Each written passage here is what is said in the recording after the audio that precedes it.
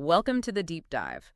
So today we are looking at global shipping's, well, honestly, it's incredibly messy and often misguided relationship with AI. Yeah, definitely messy. Right.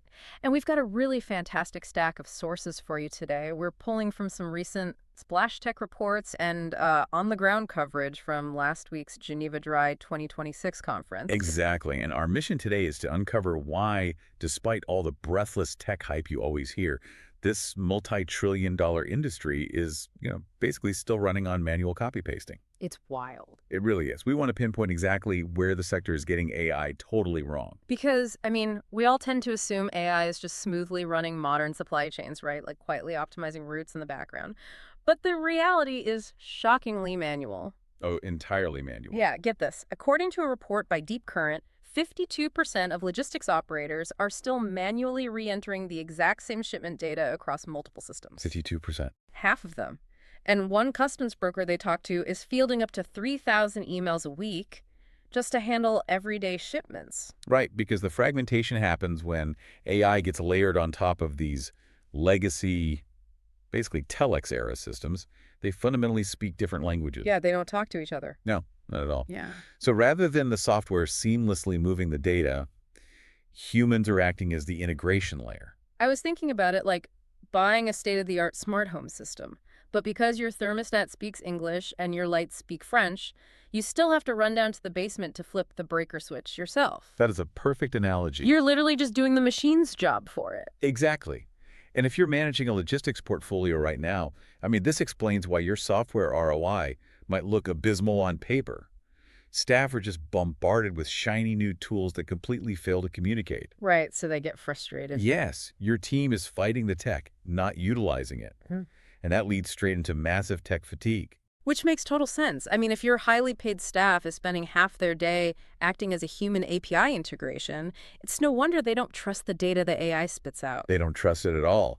At the Geneva Dry Conference, they actually asked a room full of executives who trusted their data, and almost no one raised their hand. Wow, almost no one. Right, but then they asked if they trusted their people. Every single hand went up. That is fascinating. Yeah, shipbrokers are still vetting counterparts using phone calls and all-caps telex-era abbreviations. They trust the human experience far more than any data output. Okay, but that is entirely counterintuitive to me. Like, human beings are notoriously flawed, right? Algorithms can process 2 million data points in half a second. Why on earth are executives still defaulting to a broker's gut instinct? Well, you have to remember that shipping relies heavily on relationship capital. There are these invisible risk matrices brokers use. Knowing who is actually behind a transaction, reading those unspoken historical risks. Right, the stuff that's not explicitly written down. Exactly. That stuff just can't be neatly quantified in a data lake just yet. So when algorithms fall flat during complex vetting, humans naturally just revert to what they know. That totally makes sense. And going back to that Geneva Dry coverage, I was really struck by a panelist who brought up saboteur syndrome. Oh, that was such a good point. Right. Like, if I'm an employee who genuinely thinks this new algorithm is going to eventually take my job, of course I'm going to highlight the 49% of the time it gets things wrong. Human nature. And there was that great joke from the panel reminding us not to hold AI to impossible standards of perfection when, we happily hire human beings who are, frankly, only right 51% of the time. I loved that. But, by hyper-focusing on this fear of AI replacing jobs or getting vetting wrong, it seems like the industry is entirely missing the actual structural risks. Completely missing them. For example, over 90% of executives feel secure against cyber threats, but only 30% actually test their vulnerabilities after a security patch is applied. Wait, so they patch it and just assume it works? Pretty much. They are mistaking busy activity for actual protection. Running an automated scan doesn't mean the digital door is actually locked against a targeted attack. Well, does that apply to regulations too? Like, are they equally blind to the incoming AI regulations? Oh, absolutely. Because they treat AI as just this shiny add-on rather than a fundamental structural change, they are entirely blind to governance. Take the EU AI Act, for instance. Right, that's a huge one. It takes effect in under 100 days. It carries fines of up to 35 million euros. Yet at Geneva Dry, almost nobody in the room even knew about it. 35 million euros. Yeah, and a fine like that isn't an IT problem, Oh, That is a board-level crisis. Definitely. There was an executive in the sources who shared a brilliant analogy about this blind spot. They said early ship radar was revolutionary because it let ships see through fog. Right, an absolute game changer.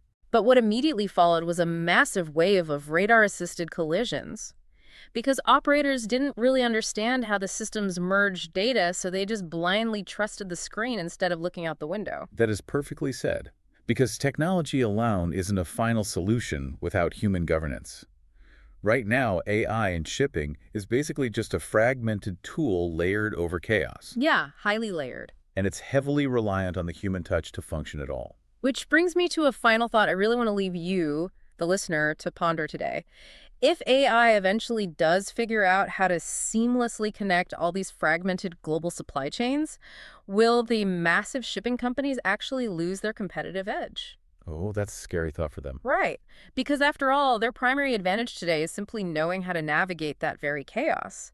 You might finally get that smart home working perfectly, only to realize the AI doesn't need you to live in it anymore.